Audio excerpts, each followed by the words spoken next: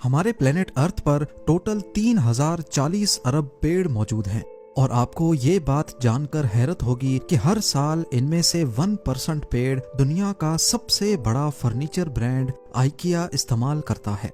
सालाना 30 अरब और हर गुजरते सेकंड 963 पेड़ आइकिया के फर्नीचर में इस्तेमाल होते हैं। पर किसको यकीन आएगा कि आइकिया की $1 बिलियन बिजनेस एम्पायर असल में माचिस के सिर्फ चंद डब्बों से शुरू हुई थी। वो बच्चा जिसे चीजों के नाम तक याद नहीं रहते थे, उसकी यही कमजोरी उसकी ताकत कैसे बनी। ज़ेम टीवी की वीडियोस में एक बार फिर से खुशामदीद। नाजरीन, इस बच्चे का नाम इंगवार कैम्पराट था, जिसने अपना सबसे पहला बिजनेस सिर्फ 6 साल की उम्र में किया था। उसकी फैमिली ने देखा कि ये बच्चा दूसरों से काफी डिफरेंट है और इसमें बिजनेस करने की सलाहियत मौजूद है। उसकी दादी ने उसको 88 स्वीडिश सेंट्स दिए, जिससे इंगवार ने 100 माचिस खरीदे। उसको इनकरेज करने के लिए उसका सबसे पहला कस्टमर भी उसकी दादी थी, जिन्होंने 3 सेंट्स में इंगवार से एक माचिस खरीदा। आस पड़ोस में लोगों ने भी उससे माचिस खरीदे और ऐसे उसकी पहली इन्वेस्टमेंट 3 टाइम्स बढ़कर 3 स्वीडिश करोना हो गई। ये ज्यादा तो नहीं था, लेकिन इस एक्सपीरियंस ने इंगवार के अंदर चीजों को कम प्राइस में खरीदकर ज्यादा पैसों में बेचने का जुनून पैदा कर दिया। अपनी ग्रोइंग एज में जब बच्चे अपनी में ही मस्त रहते हैं, उस वक्त इंगवार ने मुख्तलिफ हाउस होल्ड आइटम्स बेचे और हर दफा अपनी इन्वेस्टमेंट डबल ट्रिपल करके वो फालतू खर्च नहीं बल्कि प्रॉफिट के पैसे वापस से इन्वेस्ट कर देता था। जब उसे स्कूल भेजा गया तो वहाँ पर उसमें एक अजीब बीमारी के सिम्टम्स पाए गए।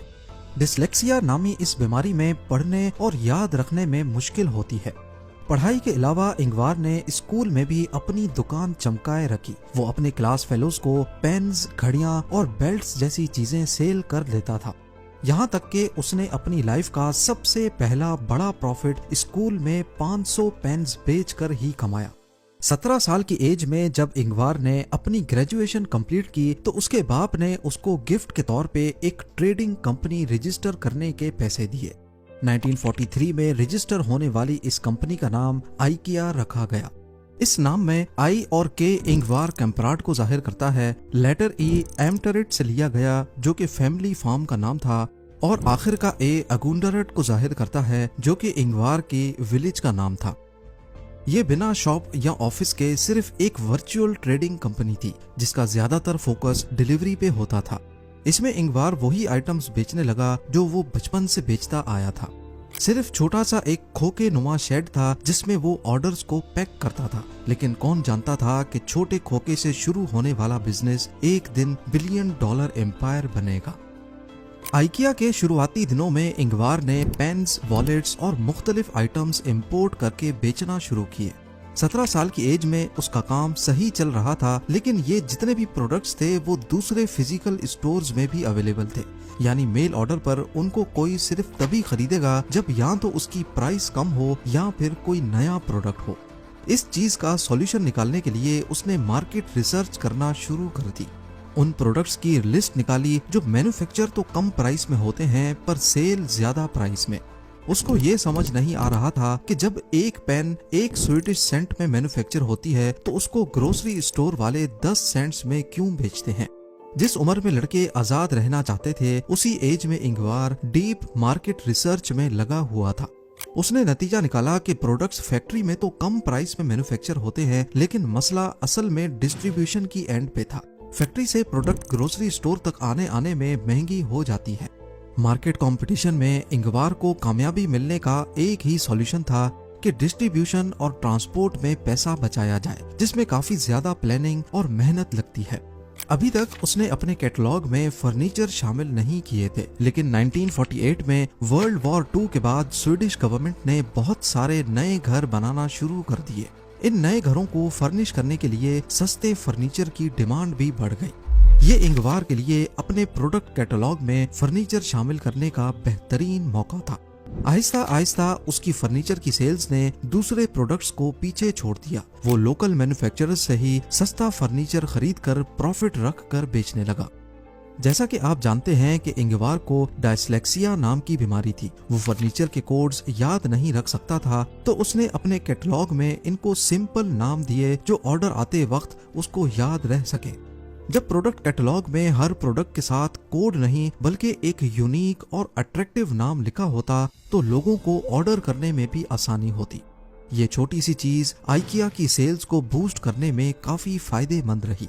इतनी सारी कंपनीज में ऑर्डर हासिल करने का एक ही तरीका था कि हर कोई एक दूसरे से कम प्राइस ऑफर करे, लेकिन प्राइस कम करने का मतलब था कि क्वालिटी कॉम्प्रोमाइज होगी, और ऐसा काफी कंपनीज कर भी रही थी, जिनकी वजह से सारी मेल ऑर्डर कंपनीज का नाम खराब होने लगा। ये वो वक्त था जब इंगवार ने आइकिया का सबसे पहला स्टोर खोलने का इरादा किया, जिसमें वो फर्नीचर को फिजिकली डिस्प्ले करने वाला था। इससे डिलीवरी का खर्चा काफी हद तक कम हो जाएगा, क्योंकि लोग अब डायरेक्टली उसके स्टोर में आकर फर्नीचर खरीद सकेंगे। दूसरा ये कि जिन लोगों को मेल ऑर्डर की क्वालिटी पे भरोसा नहीं था, वो अब डायरेक्टली शॉप पे आकर तसल्ली करके फर्नीचर खरीद सकेंगे। मार्केटिंग के तौर पे इंगवार ने कस्टमर्स को फ्री स्वीडिश बन्स देने का फैसला भी किया। 1953 में जब आइकिया के सबसे पहले स्टोर की लॉन्च हुई तो इसमें उम्मीद से भी ज्यादा रश लग गया। 1000 के करीब लोगों ने स्टोर के बाहर लाइन लगा ली, क्योंकि स्वीडिश सरकार की तरफ से दिए गए घरों को फर्निश करना सबकी जरूरत बन चुका था। इंगवार की ये स्ट्रेटेजी काम कर रही थी। वो लोगों को कैटलॉग तो मेल करता ही था, लेकिन फिजिकल स्टोर की वजह से कस्टमर्स डायरेक्टली शॉप पर आ जाते थे। ये पहली मेल ऑर्डर कंपनी थी जिसने अपना फिजिकल स्टोर भी बनाया। इंगवार ने अपने स्टोर के साथ एक पूल भी बनवा लिया, जिससे आइकिया अब टाउन में एक टूरिस्ट स्पॉट बन गया। लोग आउटिंग करने निकलते थे और साथ साथ कुछ खरीद भी लेते थे। आइकिया तेजी से कामयाबी की सीढ़ियां पार करता जा रहा था, पर इंगवार को ये मालूम नहीं था कि दूसरे रिटेल फर्नीचर स्टोर्स अब उसके रास्ते में बड़ी रुकावट बनने वाले हैं। 1950s में आइकिया बहुत तेजी से बढ़ रहा था और ये बात स्वीडिश फर्नीचर डीलर्स को हजम नहीं हो रही थी। उसके मुखालिफ अभी तक पुराने मेल ऑर्डर मॉडल का इस्तेमाल कर रहे थे, इसलिए वो आइकिया के सस्ते दामों का मुकाबला नहीं कर सकते थे। फर्नीचर डीलर्स ने आइकिया को रोकने के लिए हर मुमकिन कोशिश की। पहले ट्रेड फेयर्स में आइकिया को बेचने पर पाबंदी लगवाई, क्योंकि जब भी कोई फेयर होता तो वहाँ आइकिया के स्टॉल पे सबसे ज्यादा रश होता। और ऐसा इसी वजह से हो रहा था क्योंकि बाकी स्टॉल्स सिर्फ कैटलॉग लेके बैठते थे, वहीं आइकिया के स्टॉल पर रियल फर्नीचर भी देखा जा सकता था। फिर डीलर्स ने कैटलॉग में लिखी प्राइस पर भी पाबंदी लगवा दी, क्योंकि इनमें सबसे कम प्राइस आइकिया की होती। इस बार आइकिया ने अपना खुद का ट्रेड फेयर लगा लिया, जिसमें उसको रोकने वाला कोई नहीं था। इसके जवाब में डीलर्स ने आइकिया के सप्लायर्स को धमकी दी कि अगर उन्होंने आइकिया को फर्नीचर बेचा तो वो उनसे खरीदना बंद कर देंगे। सप्लायर्स ने डर के मारे आइकिया को सप्लाई करना बंद कर दिया। ये इंगवार पर होने वाला डायरेक्ट हमला था, जिसने आइकिया की सेल्स को भी काफी अफेक्ट किया। लेकिन फिर इंगवार ने एक ऐसा तरीका निकाला कि सप्लायर्स आइकिया को फर्नीचर सप्लाई करने पर मजबूर हो गए। जहां दूसरे रिटेलर्स सप्लायर्स को 3 महीने में पेमेंट करते थे, आइकिया ने अनाउंस किया कि वो सिर्फ 10 दिनों में पेमेंट करेगा। इससे सप्लायर्स ने चुप चुप कर आइकिया को रात के अंधेरे में सप्लाई करना शुरू कर दिया। इसी बीच आइकिया ने अपने खुद के डिजाइन भी बनवाए और पोलैंड से वुडन चेयर्स भी बनवाई, जो कि दूसरे रिटेलर्स के वहमो गुमान में भी नहीं था। इस तरह बाइकॉट ने आइकिया को कमजोर करने के बजाय मजीद मजबूत बनाया और वो अपने मुखालिफों के हर वार से बच निकला। एक दिन आइकिया के एक एम्प्लॉय ने नोट किया कि एक कस्टमर अपनी कार में टेबल को फिट करने की कोशिश कर रहा है, लेकिन टेबल फिट नहीं आ रही। उसने मशवरा दिया कि क्यों ना टेबल के पांव उतार दिए जाएं। इस आइडिया ने तो जैसे आइकिया का फ्यूचर ही बदल दिया। टेबल के पांव आसानी से उतार कर वापस लगाए जा सकते थे और इंगवार ने फौरन इस आइडिया को अपने बिजनेस की बैकबोन बना दिया। फ्लैट पैक फर्नीचर बनाने से आइकिया का फर्नीचर ज्यादा कॉम्पैक्ट हो गया, जिसे स्टोर और ट्रांसपोर्ट करना सस्ता और आसान हो गया। डैमेज का खतरा भी कम हो गया और कस्टमर्स अपना फर्नीचर सेम डे घर ले जा सकते थे। इससे आइकिया को कॉस्ट कट करने और जल्दी डिलीवरी का फायदा मिला। कस्टमर्स खुद अपना फर्नीचर असेंबल करते थे और उनकी अपने फर्नीचर के साथ ज्यादा इमोशनल अटैचमेंट होती थी। ये नया तरीका इतना वायरल हुआ कि लोगों ने इसको आइकिया इफेक्ट कहना शुरू कर दिया। फर्नीचर इंडस्ट्री में डिसअसेंबल्ड फर्नीचर का कॉन्सेप्ट पहली बार आइकिया ने ही मुतारिफ करवाया, जिसे आज पूरी दुनिया में इस्तेमाल किया जाता है। मैन्युफैक्चरिंग करते वक्त फर्नीचर में ऐसी प्रॉपर्टीज रखी जाती हैं जिससे वो डिसअसेंबल होकर कम खर्च में डिलीवर हो सकें। आइकिया के पहले स्टोर की कामयाबी के बाद इंगवार ने एक नया और बड़ा स्टोर खोलने का फैसला किया, जो स्वीडन के कैपिटल स्टॉकहोम के बाहर एक सस्ती जगह पर था। ये स्टोर 8 फुटबॉल फील्ड्स जितना बड़ा और 3 मंजिलों पर मुश्तमिल था। इंगवार ने कस्टमर्स की साइकोलॉजी को समझकर स्टोर का लेआउट बनाया। स्टोर में एक ही एंट्रेंस और एग्जिट रखी गई। कस्टमर्स एक रास्ते पर चलकर पूरे स्टोर को देखते थे, जिससे कोई भी चीज उनकी आंखों से मिस नहीं होती थी और वो ऐसी चीजें भी खरीद लेते जो प्लान में नहीं होती थी।